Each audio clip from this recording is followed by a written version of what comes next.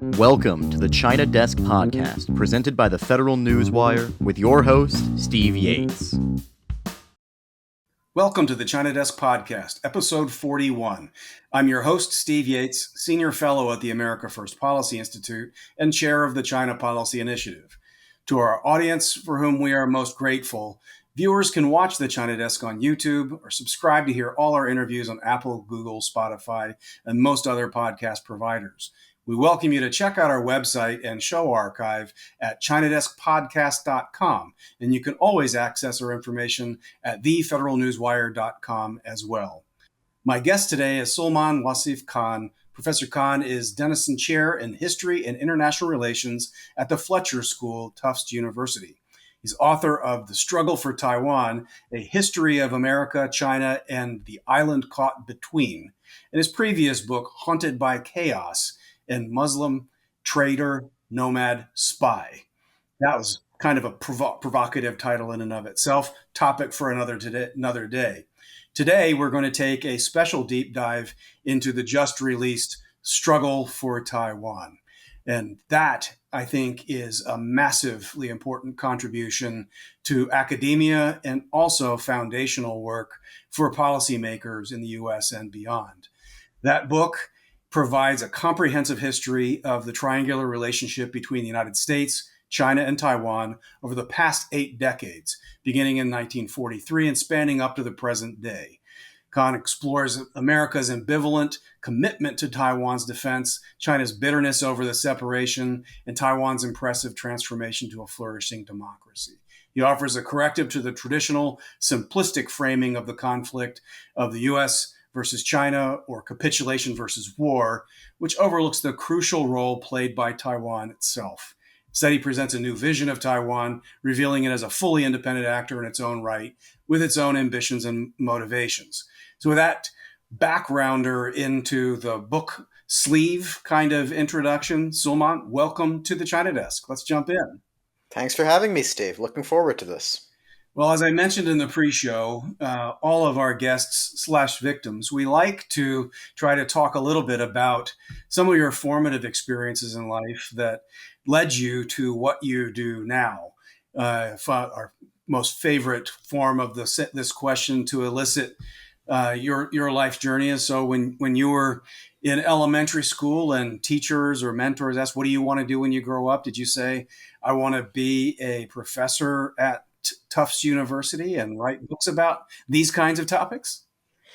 No, I didn't. When I was in elementary school, I wanted to be a vet. That didn't happen. I wanted to be a scuba diver for a living. That also didn't happen. I don't know how one does that, but that's interesting. Yeah, I don't know either, but it looked cool on National Geographic, so there was that. And so I stumbled into college thinking I was going to be a writer.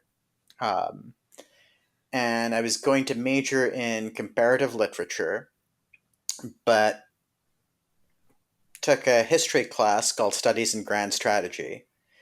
And it was one of those moments where you begin to realize that, at least for me, the way to get the most out of my undergraduate education was to not think about it in terms of what I wanted to major in, but to just hang out in the classes where I was having the most fun. Mm-hmm. And those increasingly were history, with professors like John Gaddis, Paul Kennedy, Charles Hill, who taught that class, who wasn't a member of the history department, but who was just an all-round polyglot intellect who knew everything. Yeah, I dealt with him on policy issues more than academia, but he definitely was known on both sides.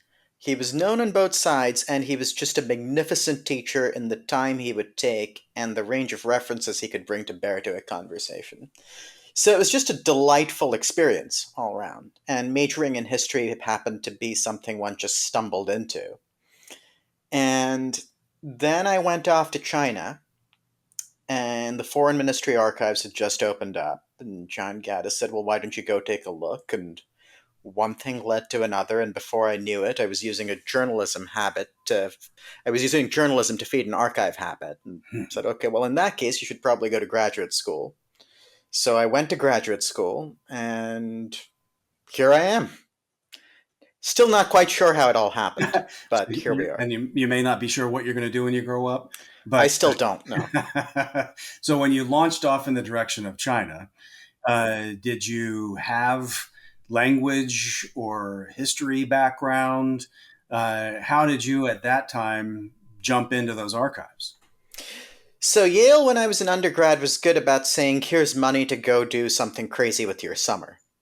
And it turned out that if you spun a convincing yarn, there was money to go backpack across China for a summer, Mm-hmm. which I did and really enjoyed, and picked up enough of the language to say, okay, I should probably do this properly.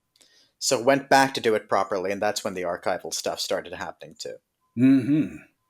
So what were kind of your initial thoughts or framings when you were approaching this subject matter? I mean, I'm assuming that you might have been surprised by or had your views changed over the arc of your career when it comes to what you assumed about China or the People's Republic.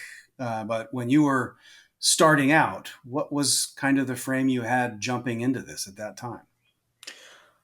It's a long time back. Mm-hmm. I'm not sure what I was expecting, to be honest.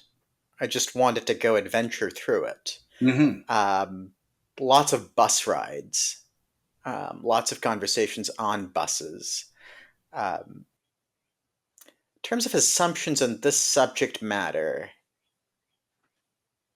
there wasn't much. It was all new, and you have to remember at this time, the Cold War China history field was still just taking off. Chen Jian had done his seminal work, Mao's China in the Cold War, but in terms of deep archival stuff, there wasn't all that much out there. So there wasn't all that much that would shape your preconceptions. You knew there had been this epoch in Chinese history where Mao came along and then where Deng came along, but filling in the bits was something that was still just happening. And the archives are remarkable in that, you were mentioning how Taiwan seemed like an actor in its own right in the book. And the Foreign Ministry archives were remarkable in revealing that the borderlands were actors in their own right. That when you thought of China, you would think of what was happening in Beijing, but there was also a world out there on the border with Vietnam, or the border with Nepal, or the border with Pakistan, that had all sorts of weird people haggling and moving back and forth in ways that, surprised the authorities in Beijing. That to me was the big revelation when I started doing archival work, that you Mm-hmm. had to think about it at different levels. There was the national level, there was the provincial level, and then there was the local level, and then there were just individuals who went wherever they felt like it. What do you do about three people moving back and forth with yaks? If you're dealing with the Sino-Nepali border, for example. That was the kind of stuff that really surprised me and really drew me into this in the first place. Mm-hmm. Well, early in my time, there were libraries in the U.S. government that were not sort of the usual public libraries that would have Chinese texts in that were party histories. Mm-hmm. And then there would be it used to be the Foreign Broadcast Information Service, FIBIS, translations Mm-hmm. of those things so that people who couldn't read Chinese could have access to reasonably good interpretations of Mm-hmm. it. And it was breathtaking to me that, there was a breadth of conversation within the Communist Party that was very different than what I was picking up from US major media and sort of major US policymakers. That kind of leads me, maybe we jump from this intro stuff into some of the entry points for your book, because there are some very massive challenges in trying to understand China, even just the word and name China. And there's some interesting books that talk about where that name even comes from, which happens not to be from the country we call it, and whether there is this notion of perpetual unity that definitely suits the interests of people that are in power.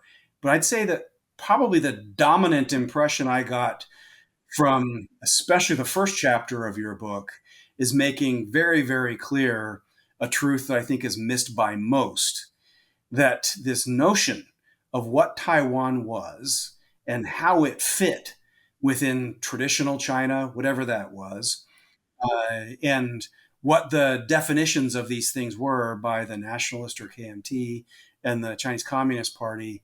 These were much more fluid concepts than a lot of American experts, whether they're history or policymakers, would lead most of us to believe. So, end of my editorial intro, but talk a little bit about how you chose this starting point for the story, because you pick a particular year to begin with, but within that narrative, you find ways to make reference to the things that happened before that would scratch my itch for the context that's necessary to set the foundation for the conversation. But since it's your book and your work, over to you to help set the stage. What were the foundations and why that starting point?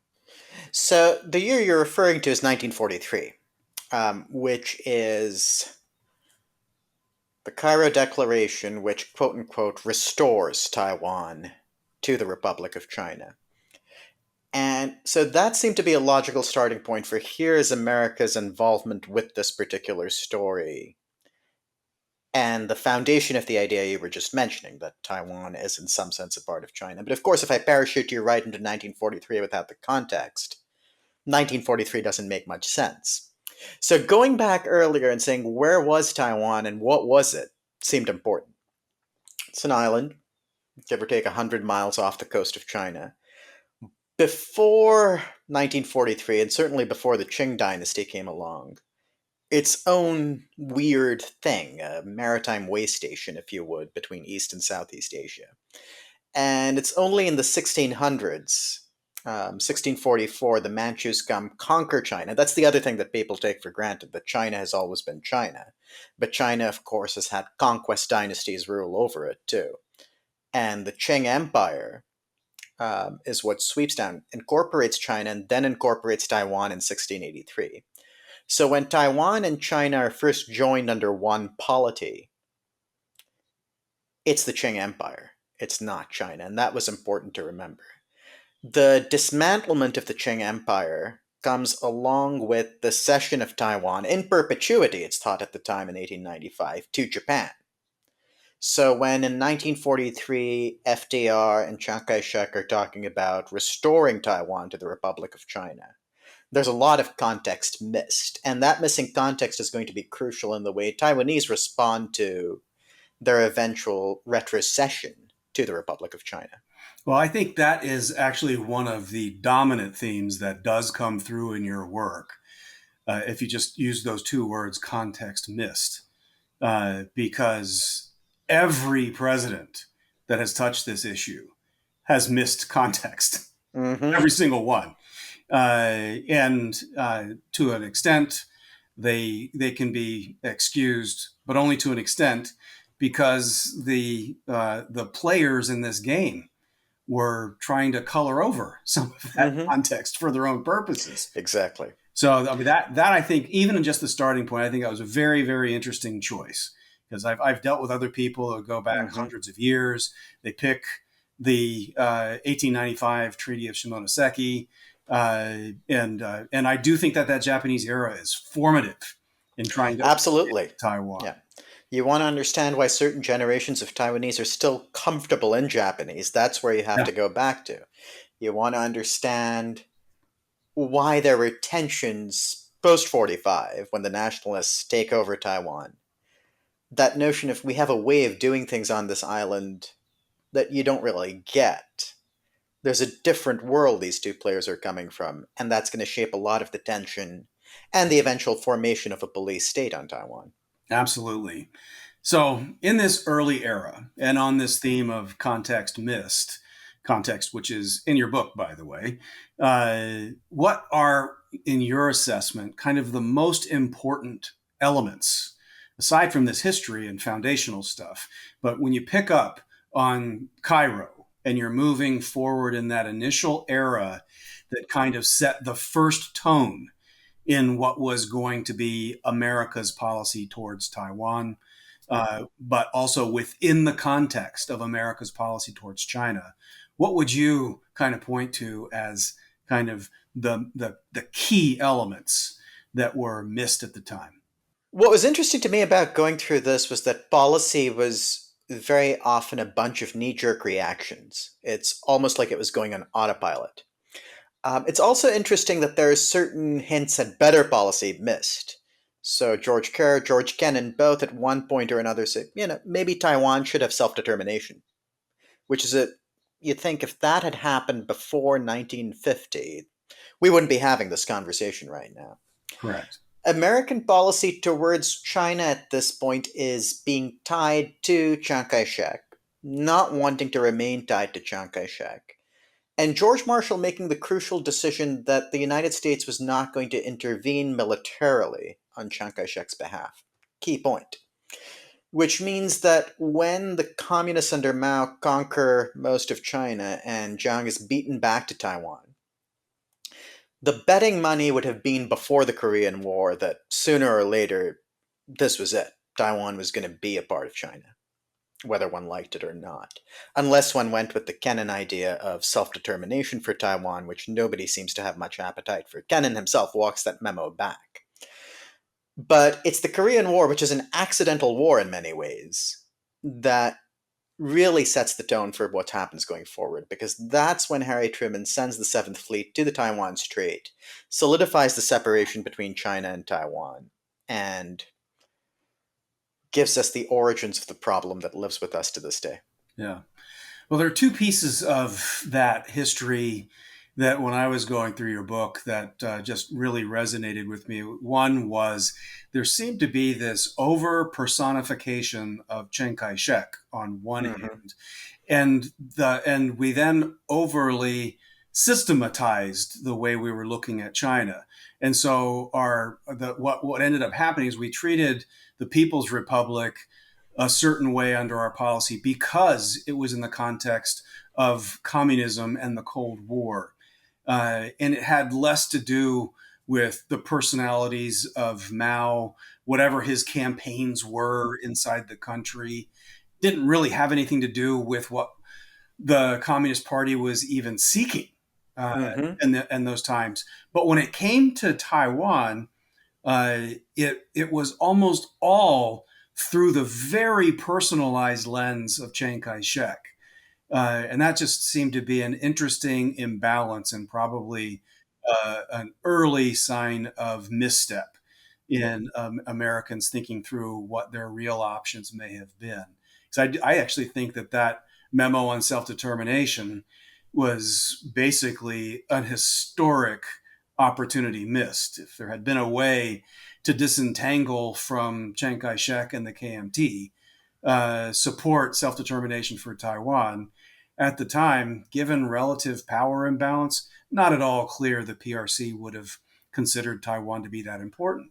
And I think, as you pointed out, and this is the other area in that context where I'd love you to elaborate, there are some points of view out of the Communist Party and Mao himself towards Taiwan and other frontier territories where there may have been an intellectual or strategic openness to having divided countries or divided territories. Why don't you dive us deeper, a little bit deeper into the realities of those records? So you have to remember that for Mao, a fully united China isn't something he grew up with. It's not a given. And no one for generations had. Exactly. So a divided China and little bits here and there is not something that is ipso facto bad to him. He advocates self-determination for Taiwan in conversations with Edgar Snow, advocates self-determination for Tibet, for Xinjiang. That begins to change in 1949, and there's two different points of view on this. One is that he was always hiding his real intentions, and once he came to power, he showed his true intentions, which is a perfectly plausible interpretation of what happens. To my mind, what's more plausible is that he changed his mind as he went along. And he changes his mind partly because as you age, you become less idealistic. That's one natural phenomenon.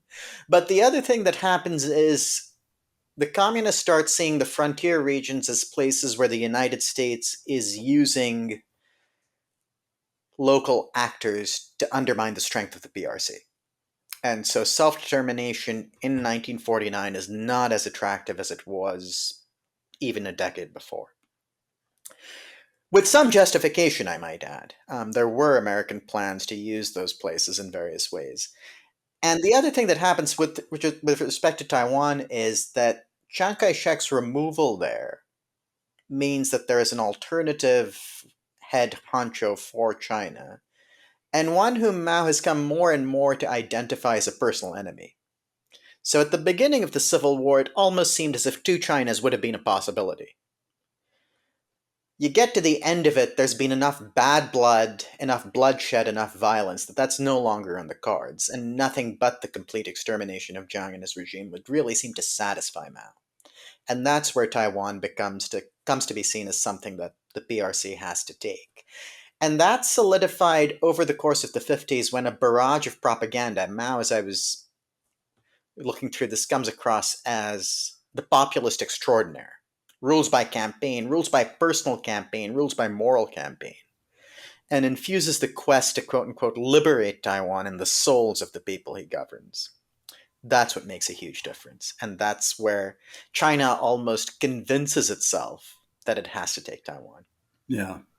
Well, you cover, I think, a really interesting arc also. So we've talked about kind of the PRC, ROC conflict on the mainland, the Civil War between the nationalists and the communists.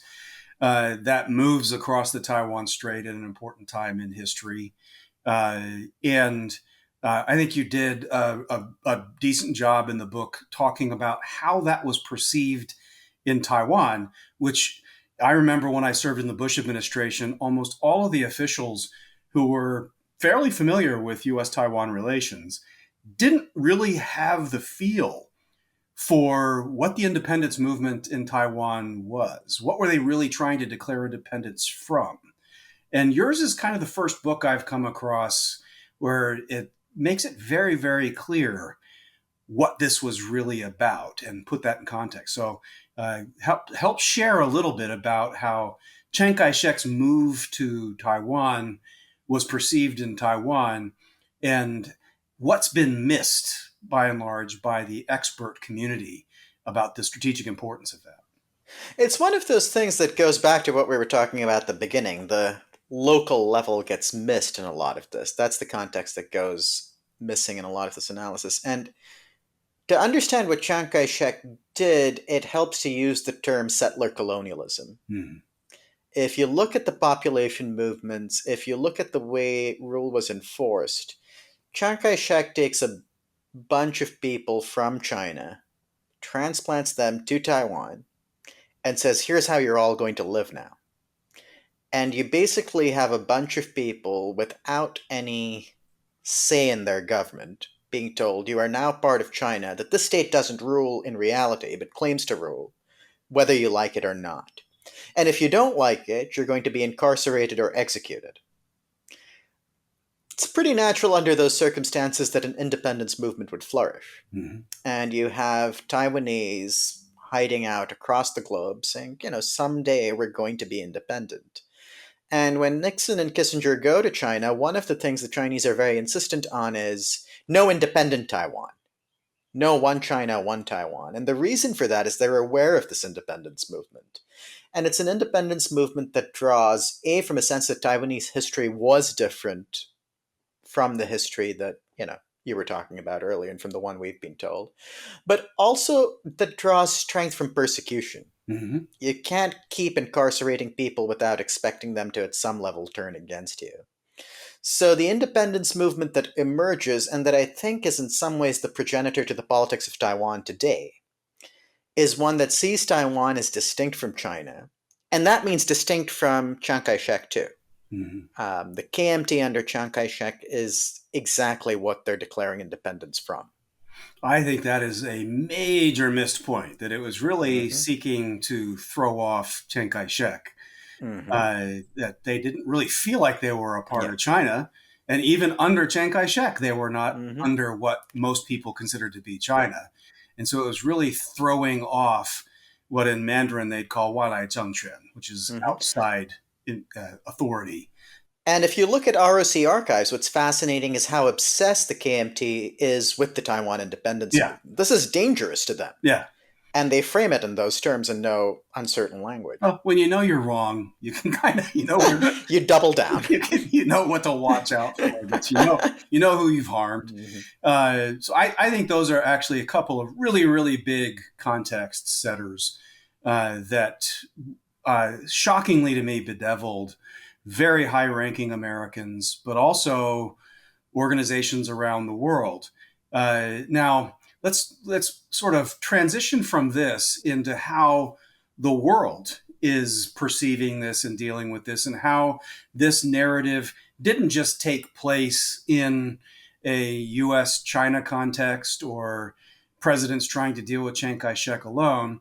There is this budding organization known as the United Nations. And your book also talks a little bit about how the early presidents in trying to hold this hot potato thought the United Nations might be useful. Now, I might have the more classical conservative point of view about the utility of the United Nations generally, but share a little bit about what those early presidents thought the United Nations role might be in this. So I'll confess here to feeling that's one of the bits I underdid in the book. And probably because, like you, in this particular context, I'd say the United Nations is only good for so much. Yeah. But what's interesting is that, especially when the Taiwan Straits crises break out, there are people saying maybe the United Nations can help. And it's not just the regular suspects. It's, Britain asking, might there be a role here? Nehru, coming out and wanting to carve out for a role for India in international affairs, saying maybe this is the forum to settle this. What's really interesting about the role of the United Nations here is how both Chinas want nothing to do with it. Yeah. Neither Chiang Kai-shek's nor Mao's. Because this is an internal matter. And once you get outsiders trying to broker a settlement, that's where things go wrong. So, both Chinas are agreed that a stretch of the Himalayas that India and China are arguing about is Chinese territory. Both are agreed on disputed islets in the East and South China Seas being part of Chinese territory. Both are agreed that Taiwan is part of Chinese territory. They're just not agreed on who's going to play as leader of China. Mm-hmm. And getting a bunch of outsiders from the United Nations to pronounce on that is not something they want anything to do with. What the United Nations becomes, though, and this is important, is, sovereignty has different ways of manifesting itself. And one of them is you get to play at the sovereign table with other sovereign states. And the PRC is excluded from that sovereign table and feels that deeply. And the big shift, of course, comes when the PRC is finally able to eject the ROC from China's seat and say, okay, now we represent China. That's the real importance of the United Nations symbolically to Beijing. Yeah. And the one that really matters to the story. Well, but even then, and you highlight this in the book too, because I think another persistent theme is that U.S. policymakers have never addressed what the status of Taiwan is. Mm-hmm. And so while the UN kabuki or musical chairs exercise decided who sits in the chair on the permanent five that represents China, mm-hmm. the U.S. did not say that the PRC controls Taiwan. Mm-hmm. And yet there have been sort of mixed signals from American policymakers for decades mm-hmm. that sort of suggest, Taiwan is therefore not a country. Taiwan does not have standing to participate in meetings. All of these things, I think, are fruits of a poisoned tree that never, mm-hmm. ever answers, just like those early struggles. Mm-hmm. Of what happens with Taiwan, this just doesn't get answered.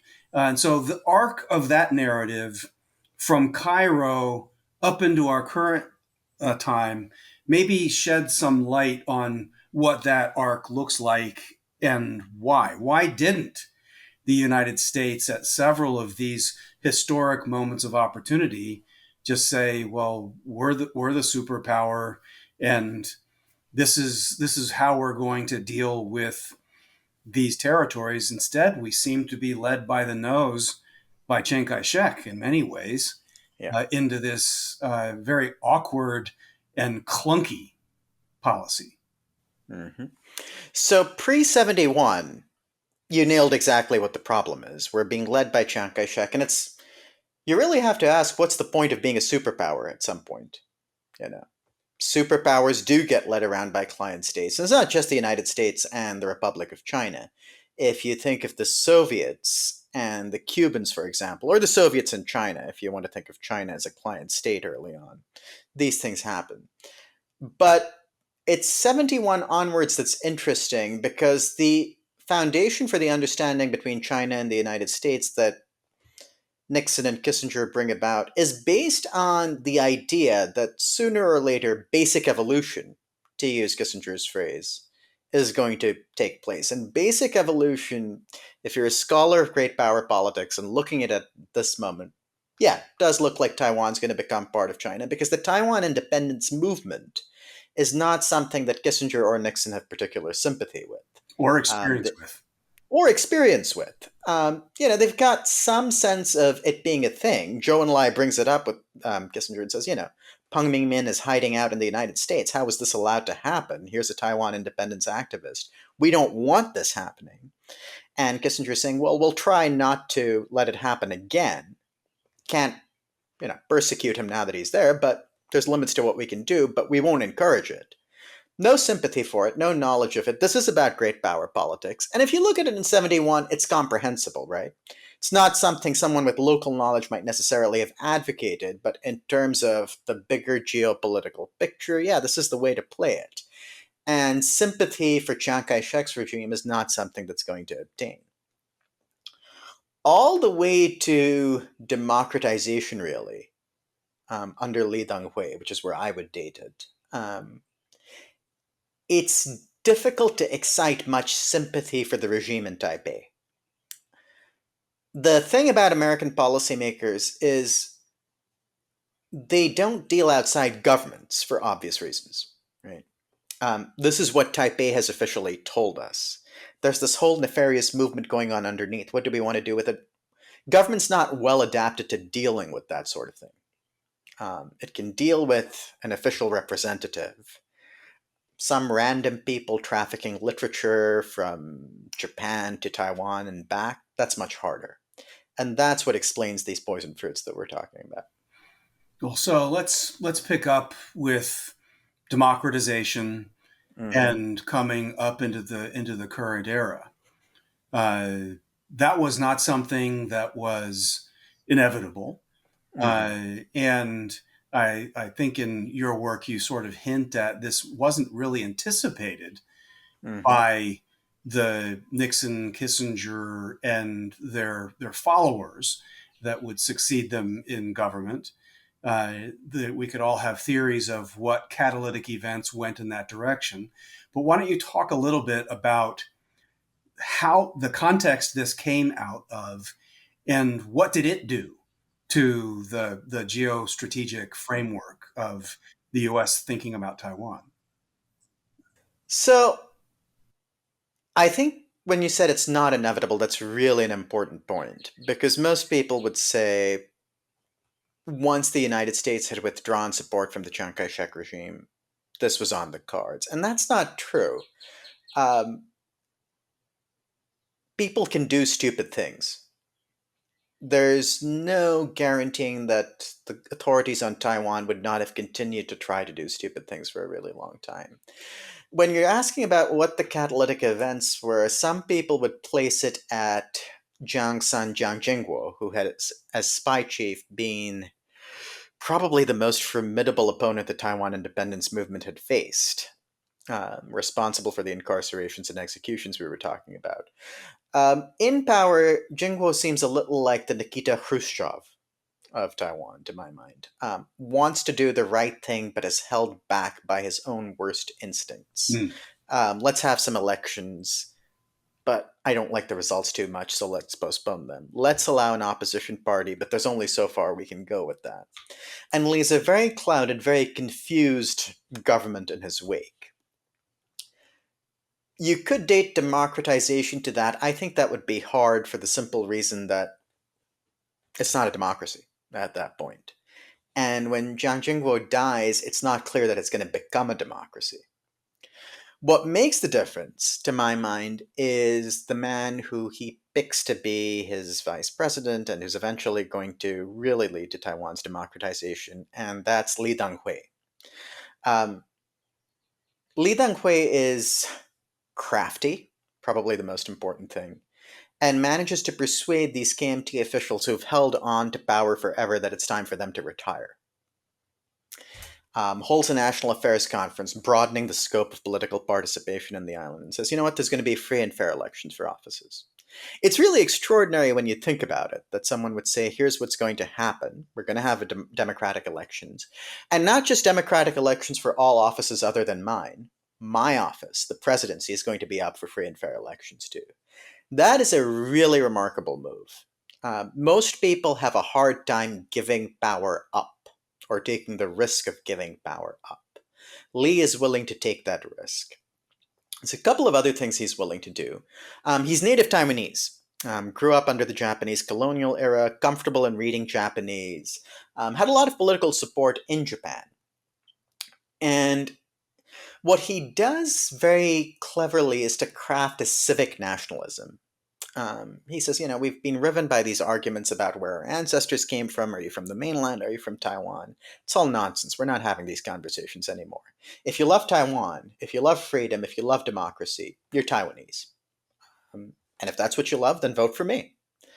And it's a remarkably effective movement. And it's remarkably effective partly because of his charisma, partly because of his political savvy, and also because he has no qualms about standing up to Beijing. It's not that at the beginning he's raring to declare independence. He actually doesn't do that. He is willing to walk right up to the edge and poke Beijing in a way no Taiwanese leader before or since has been able to do. We have set a shining example of democracy on this island. And if and when those benighted Chinese can come to our ways and embrace the virtues of democracy, sure, we'll talk about unification. You want to have a talk about this, Jiang Zemin? Yeah, renounce the use of force and we'll talk on even terms. And if you're sitting in Beijing, you're saying, who is this upstart daring to lecture us on talking on even terms? But there he is, swaggering about the presidency. That's democratization. Yeah. Well, there are, I think, a couple of parts of what Lee did that have, I think, ripple effects to this day in ways that have not been fully internalized by U.S. policymakers. One, the freezing and then sort of dissolution of the National Assembly. I mean, people today wouldn't even fathom that there was this farce of a rump elected body in Taiwan that had a bunch of old stooges pretending to represent parts of the mainland, still meeting in central Taiwan, acting as if they were making policy for all of China. Lee doing that, in a way, was functional independence in the sense that it was making clear that Taiwan no longer seeks to liberate the mainland. It is really about self-government. And that change happened, and it has been sustained to today in ways, again, I don't think filtered through clearly enough to experts. And the other is what you had just pointed out, his frame moving toward democratization, but then, to me, there was a major catalytic event with Tiananmen Square massacre. Then much of the 1980s, there was optimism about peaceful evolution inside China, that reforms and opening policy of Deng Xiaoping, an era of pragmatism, that this was, this was going to lead toward change in China. And the more change in China occurred, the more plausible some new form of relationship between Taiwan and the mainland seemed. And the Tiananmen Square massacre, which was not limited to Beijing, I think set a lightning bolt through Mm-hmm. parts of Taiwan. And that probably opened an audience within the KMT to Li Denghui's way of thinking that otherwise might not have been there. They might have stayed stuck in their old ways. But once they began seeing the imperative that Taiwan had to be truly free, you can't have this farce of a free China under martial law, but that you could then say, well, if you want to talk one China, then as soon as you have democratized, we can talk about unification. That was speaking American to Americans in a way that Chiang Kai-shek never figured out or would have believed. And I also think that hasn't, even to this day, filtered into our expert community in terms of how profound that was. And to a lot of Americans, it seems right. But so without prejudging where the arc of your book comes to the end, because we are racing through history and it's killing me to only hit the wave tops on this. But we've gone from the ROC and the KMT pre-movement to Taiwan. We've gone through the initial stages of post-World War II disillusionment and the advent of the Cold War, realignment in the Cold War under the Nixon-Kissinger détente with China, and into Li Denghui's democratization. We still have decades to go to where we are now. So quite a few. But if you could hit what you think are sort of the key context points that may have been missed between that Lee era and now, as President Tsai Ing-wen is finishing her second term as president, will hand off the office of the presidency at an inauguration soon. When this airs, it may have already happened. So you can walk us quickly to what do you think in those couple plus decades were, a la our theme of mixed context, that a lot of experts and analysts might have missed? Great. That's a lot to do in a It little is. bit. I'll do my best. Well, in fairness, I would say to anyone who dares read your book, and I encourage people to do it, each of your chapters could be a book unto itself. There's a lot in each of these pieces. So let's swallow this next elephant in the herd. Yeah. Let's give it a whirl, and let's pick up with Tiananmen, because that actually divides opinion on Taiwan, as it does in the United States too, right? So there's a school of thought that says, this is awful, this is barbaric, how could anybody allow this to happen? Perfectly reasonable.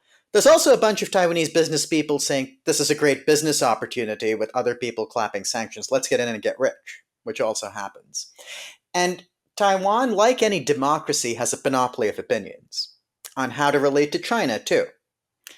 And there are forces that say, one country, two systems might be the way to go at some point. It's an argument that becomes harder to sustain in the Xi Jinping era, and we'll get to that with Tsai. But it is an argument that's there.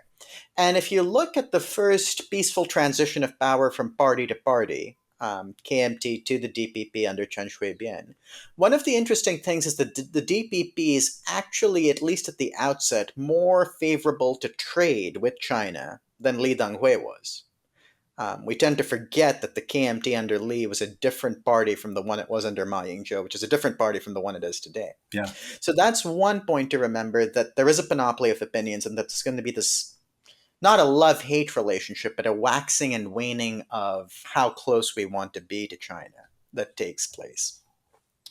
Another key context point that gets taken for granted, transition of power. That actually happens. The KMT does pass power to the DPP. Mm-hmm. The DPP is accused of corruption, loses an election, power goes back, Chen Shui-bian is tried, he's convicted. This is how democracies are supposed to work. It's not something that you can take for granted, right? But it does happen. It also happens with a bunch of behavior abroad that's going to cost Taiwan friendship. I mentioned Costa Rica in the book, where Taiwanese fishermen were caught in a massive shark finning operation. So one point that I wish I had dwelt on a bit more, but there didn't seem room for, was being a democracy is not a guarantee of being all good things. So that's a key point. The most important thing that happens in this relationship with China is probably best summed up by a book by Shirley Lin called Taiwan's China Dilemma. And the dilemma, according to her, is that even as China's economy and Taiwan's grow more and more integrated, a sense of separate Taiwanese identity begins to strengthen. In other words, as Taiwan becomes more dependent on China, there's a sense that's growing that it might be too dependent, which is what culminates in the sunflower movement, which we're about 10 years on from now. The sunflowers are interesting because they're protesting an economic deal that Ma Ying-jeou has overseen with China. But they're also protesting because they feel their futures are being sold out. Every generation has its protest, and this is theirs. Ma Ying-jeou would famously, the Wall Street Journal approves of my trade practices. And it's like, well, but your people don't, and that might be something to bear in mind. And that particular movement shows the DPP that there is something we can tap into here. There is a discontent with the status quo and the growing closeness with China. It's easy to forget that in 2014, 2013, it actually looked like they might find a way of getting along peacefully. But the DPP can tap into that dissatisfaction. And one of the things that makes it easier for Tsai Ing-wen to do that is the changes in China itself. Under Deng Xiaoping, certainly before Tiananmen, you could make the argument that he actually means what he says about one country, two systems, because Deng's a pragmatist. The second system works, why would I tamper with it? If you're looking at China under Xi Jinping and you're looking at what's happening in Hong Kong, you say this is never going to work. If you want to be the next Hong Kong, don't vote for the DPP. If you want to keep what you have, vote for the DPP, which is a calculus that works for it in 2 elections. And what strengthens Taiwan's hand is the growing perception in this country that it's time to get tough on China. Mm-hmm. In other words, where once upon a time you had George W. Bush saying, do not support, oppose Taiwanese independence, it's all the same to me, you now have people saying, no, we have to get tough on China, and part of that is being nice to Taiwan. And all of a sudden you have things like Nancy Pelosi visiting Taiwan. So that's one part of the context. The other thing, of course, that I just skipped over before the Pelosi visit was COVID. Yeah. Because COVID does 2 things. It sharpens the perception that one needs to get tough on China. And it also creates a narrative that's correct, that Taiwan tried to do the right thing. Tried to warn the WHO that there was patient isolation, which would lead you to suspect that there is a human-to-human transmission possibility. And then manages the pandemic as well as any country with the possible exception of New Zealand has. Who wouldn't want a country like that, that's a democracy, doing the right thing, to, have its moment in the sun? And that creates a situation where Taiwan can continue to be Taiwan, but can also count on a degree of American support that was missing in the history we've talked about before then. Well, there is, as I said, so much in this work that I think is worthy of conversation. And at least in my lifetime, one of my greatest frustrations is engaging with people that are supposed to be very serious decision makers and very obviously missing some of these important pieces of context. So I thank you and congratulate you for helping put this forward in public discourse. I hope it gets widely read. I hope it leads to a lot of grad students like I was many, many moons ago, challenging the assumptions of their mentors and advisors and other authors. I also hope it encourages a lot more people to jump into the subject matter as you have. Our audience knows that a lot of my life has been in this island. Sometimes I glibly call Fantasy Island, where all of your dreams can come true, but also where a lot of people's rationality ceases to function. And so I thank you for entering the fray on that. As we draw to a close, Sulmaan, is there any place you'd like to point people to go to follow your work? I assume you'd like them to know where to find your book, but also beyond the book itself. So I don't do social media, so I can't plug that. Beyond the book itself, I would actually say this. It's an election year over here. This is an important issue. I've got a ream of suggested reading, not all of which I agree with, but all of which is well-informed, thought out, and honest.